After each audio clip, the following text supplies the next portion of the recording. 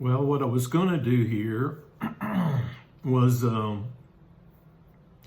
show some 80s comics and the 80s comics that I like best. But, while I was back there pulling stuff, I kind of got lost pulling things and kind of got off the track a little bit. But I've already got them pulled, so I'll show them anyway.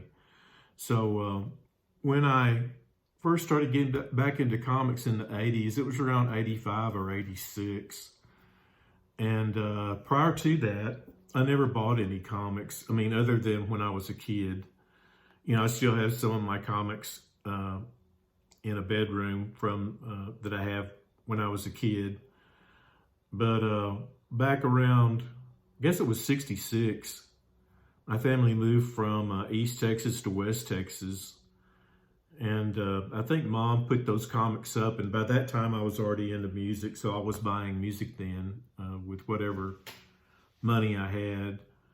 So out of sight, out of mind, I pretty much forgot about comics and was into music.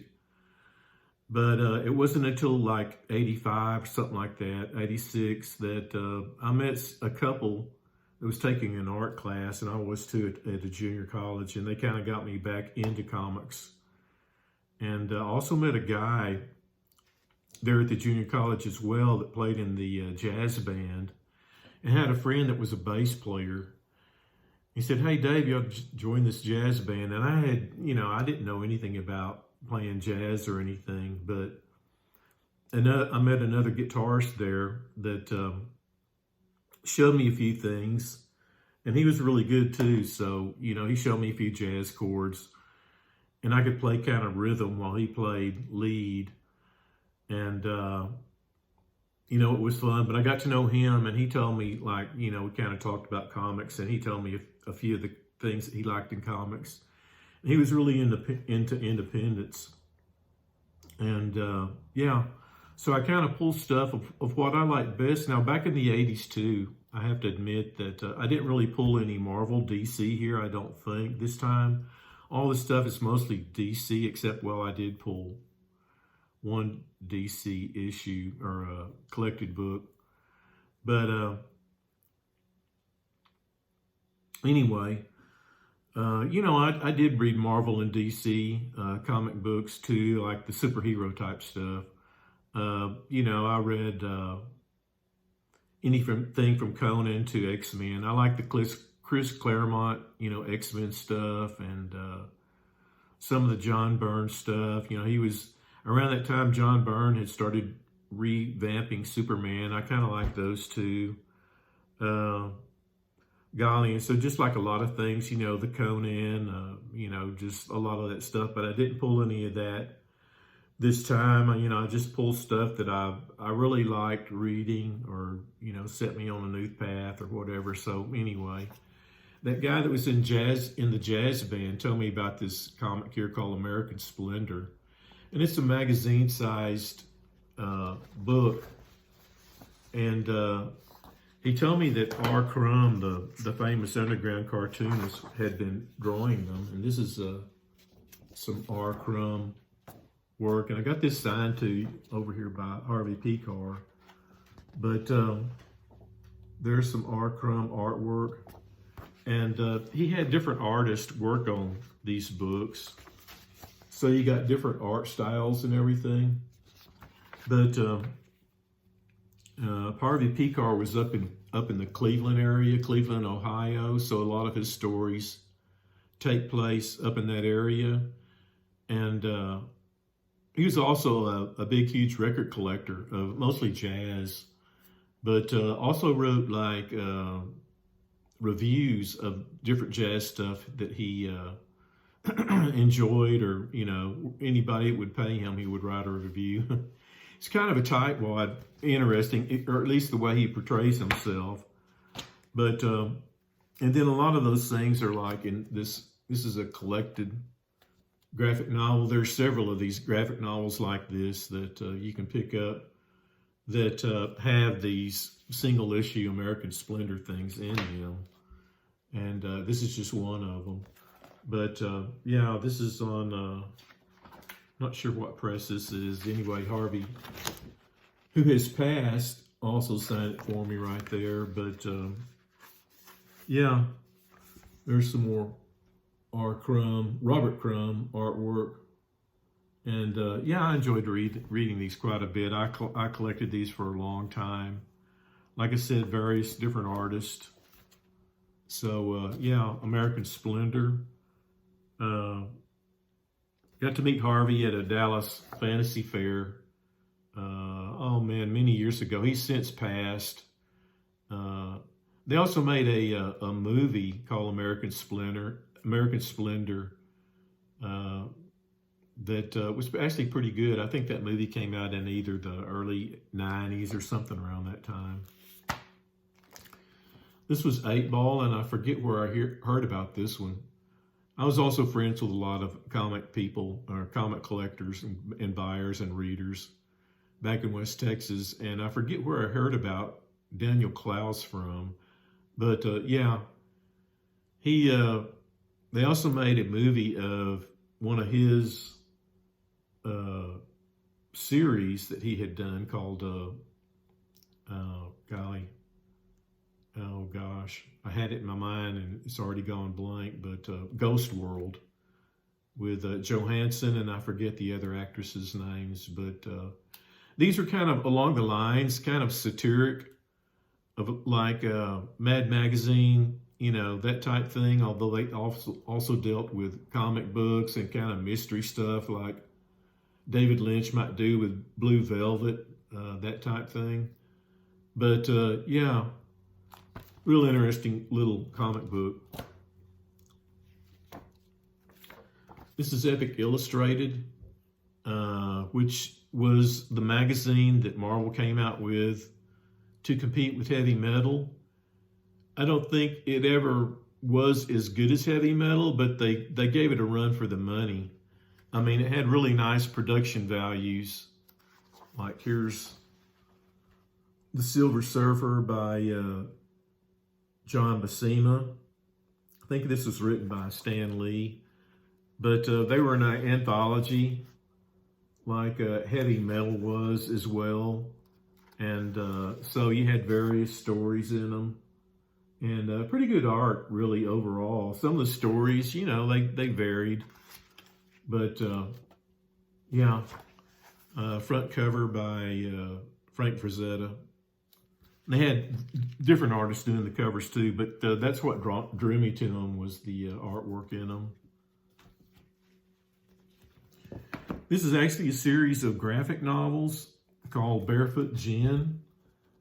And I don't know if they ever came out in single issues, but always liked these. This is by, I believe, maybe pronounced Keiji Nakazawa. And it's about the dropping of the bomb in Hiroshima. And the main character here, the writer right here,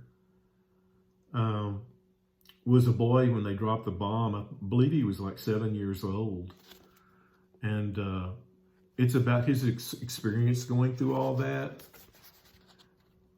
Really interesting story, and is really a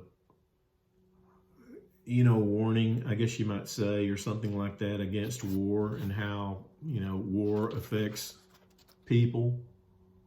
But I believe this is the first volume of it. Called Barefoot Gen. And then this is one called The Day After. After the Bomb. You know, same artwork. And the fourth volume.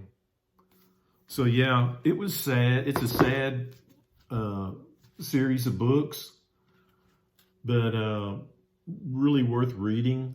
And yeah.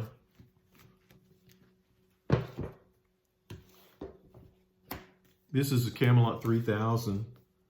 This is kind of a take on King Arthur and the Round Table. Let's see here. It's by Mike W. Barr, and Brian Boland does the artwork, which is one of the reasons I picked it up.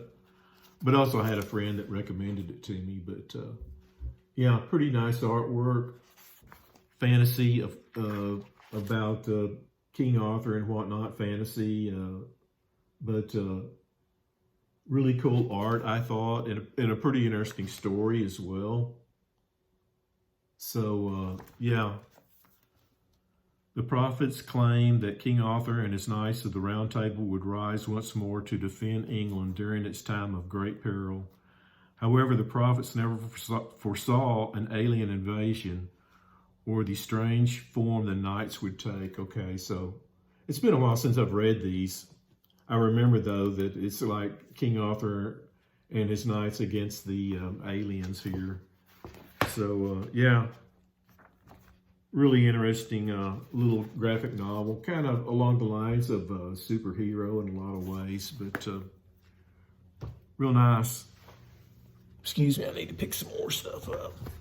Now, back in the 80s, I think this came from the 80s, but Mouse, another really good one along the lines of that Barefoot Gin by Art Spiegelman.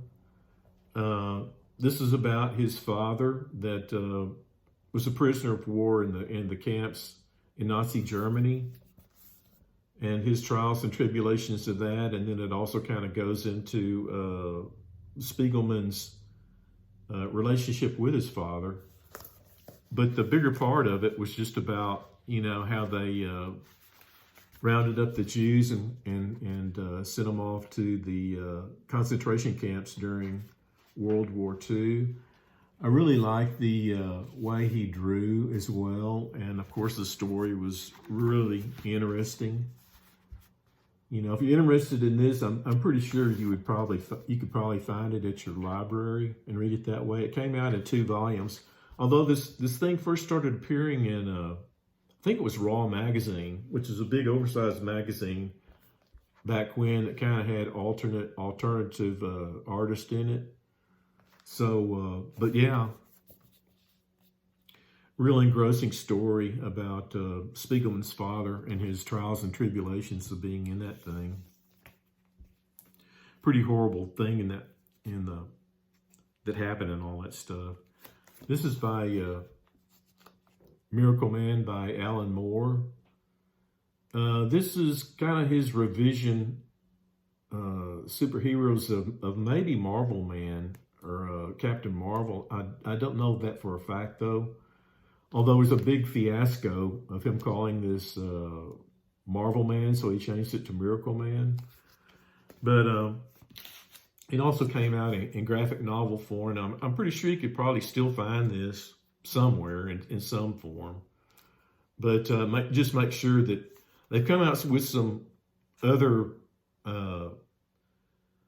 Miracle Man collected volumes. Just make sure that Alan Moore's the one that you're picking it up.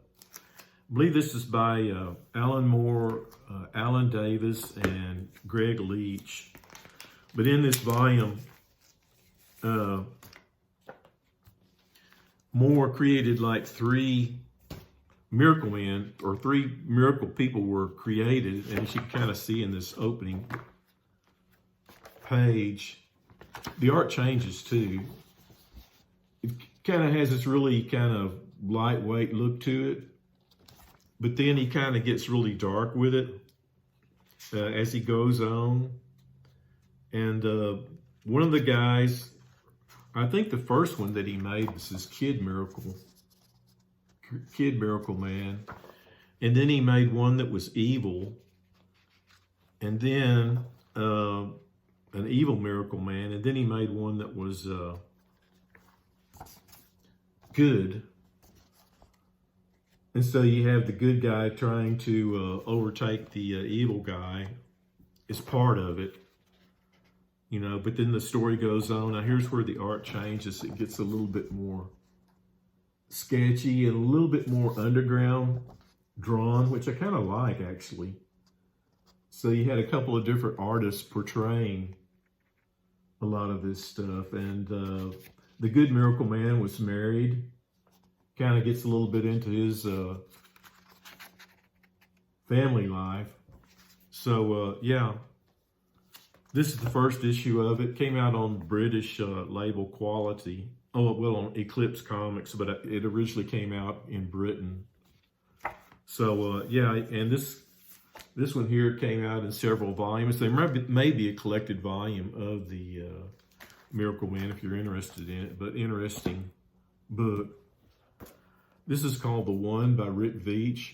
Again, this is another, I like those revisionist superheroes. And The One is about a superhero like that. And if you've ever seen that series on, I believe it's on Amazon, called The Boys, which I think was a comic book put out by Garth Ennis. I may be wrong about that. I forget who wrote that series in comic form. But things like this Miracle Man and this here, The One. Rick Veitch also did one called The Maximortal, which is about superheroes and sidekicks. Or no, that was the Brat Pack. The other was called The Maximortal, which is kind of a Superman pastiche, although, you know, done really weird. And this is weird too. It's almost, this is kind of surreal in some ways. It's kind of dystopian. And there are elements about this that comment about nationalism, religion, and all kind of things. It really is, though, an interesting read, and it's been a while since I've read this, so I should reread this and see how I like it these days. This is Sandman by Neil Gaiman. A lot of fans of Sandman. This is the first, I think, collected volume of the first 7 issues or whatever. But I really liked the art in this as well. It was kind of sketchy drawn by Sam Keith. Mike Dritchenberg, if I'm saying that correct. Dritchenberg and Malcolm Jones III also did the artwork in it. But I think there were something like 80 issues of this thing, and this is the first volume of that. But real nice fantasy. Neil Gaiman really developed his own mythos for this book. Really high watermark for comics back then, along with really all these. That's why I'm mentioning them. This is Alan Moore's Saga of the Swamp Thing. He did his own take on Swamp Thing, which wasn't selling very well at the time for DC. And I read these in their individual issues, but I also picked up the collected volume. But again, real nice art by Steve Bissetts and ink by John Tolenben. I got Steve Bissetts to sign it for me at one of the Comic Cons. Real nice guy. Yeah, kind of. It's really a horror comic. Is the way that Alan Moore took this thing, and yeah, it was really nice stories in this thing if you like horror. This is Scout by Tim Truman. I believe he wrote the story and did the drawings. This is the first Scout. These came out in individuals as well. Tim Truman, this is the first 7 issues, and then here's this completes the volumes. But this is about an Apache Indian that takes place during a dystopian or post-Holocaust era, and about his trials and tribulations. He's kind of a bounty hunter. And this is him looking, as I best remember, let's see here. I can't remember if this is where he finds this girl and he's supposed to return her to somebody. But yeah, very much sort of kind of tough guy fiction is the way I might describe this. Kind of like Dirty Harry is the way that the main character here kind of reminds me of. And sort of that, back in the day, that kind of action fiction that was pretty prevalent back in the day. But real interesting. There are funny parts in it. I mean, as well as it being real actiony. But yeah, highly recommend that too. This is Somerset Holmes. Now this, I don't know if it ever came out in individual issues. This is a graphic novel by Bruce Jones, April Campbell, and Brent Anderson. And it's kind of a detective story, or her trying to solve a mystery. And I kind of don't think this didn't come out in single issues, but one of my friends there back where I was living in Odessa told me about it, and I really thought it was an interesting story. It's been a long time since I've read this too. I think like I said, it came out in the 80s. But yeah, I ought to give this another reread too, because it's I just remember it being a really good story with good art. And to finish things off, we have, like I said, all of these are, if I'm thinking right, are from the 80s. This is V for Vendetta, which they made a movie of as well. I won't go into this too much because I think it's pretty well known within the comic community, but another dystopian world, and very much like, I'd say, like 1984 or something like that, by Orwell, I believe is the writer on that. Again, with this one too, another Alan Moore, Watchmen.